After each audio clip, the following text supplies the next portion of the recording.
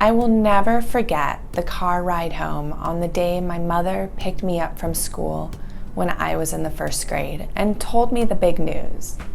I remember sitting in the passenger seat in the exact road we were driving down when she said it.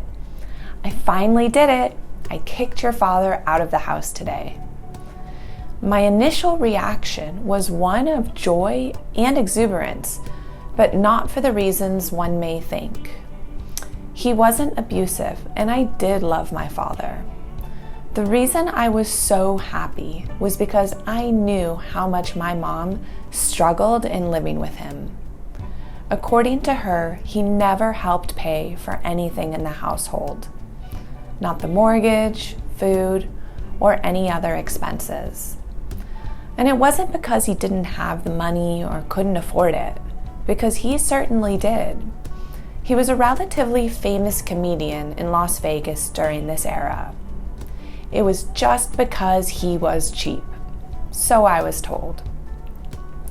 The extremely messy and expensive divorce spanned 6 years and a couple $100,000 each in attorney fees. Not all divorces have to take this long, nor be this expensive, but the ongoing battle between my parents was due to disagreements on everything, from property ownership to custody of myself. Looking back, the divorce started off as a separation of material items, but it turned into an intense disdain they had for each other. It's quite unfortunate for everyone involved that it took so long and cost so much money. While this may sound like a dark and negative time in my life, the memories I have with my mother during these years are wonderful. She had a love of shopping and made sure we always had the nicest clothes and cars. We went on trips to exotic places like Europe and Israel at least once a year. She loved going out to eat, and we frequently had dinners at expensive restaurants throughout Las Vegas. My mom was a hard-working single mom. She was a famous showgirl of her time and produced and performed in her own shows. She made a very good living to support the two of us. Christmas and birthdays were filled with presents and everything I ever needed, wanted, and more. She was that kind of person and mother. While these experiences make us sound rich, in fact, the opposite was true. While she made a very good income, I can vividly remember the almost daily talk about a lack of money.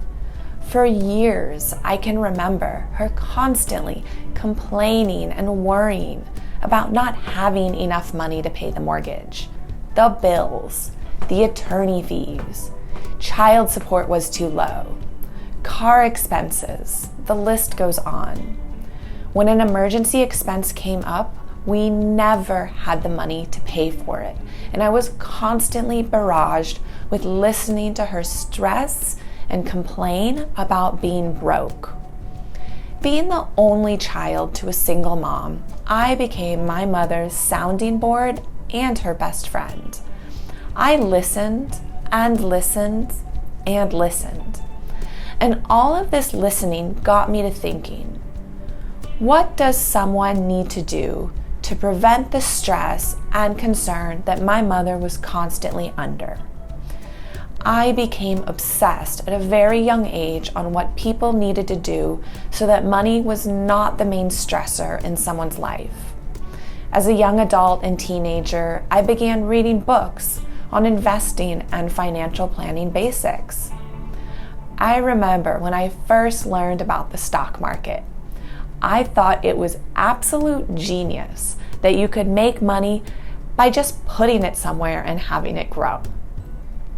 Now, looking back to those years as a child with my mother, going through a divorce, raising a child on her own, working full-time as a performer in Las Vegas, I have to wonder, Why wasn't there a financial advisor, somebody like me, to help her and guide her to make better financial decisions?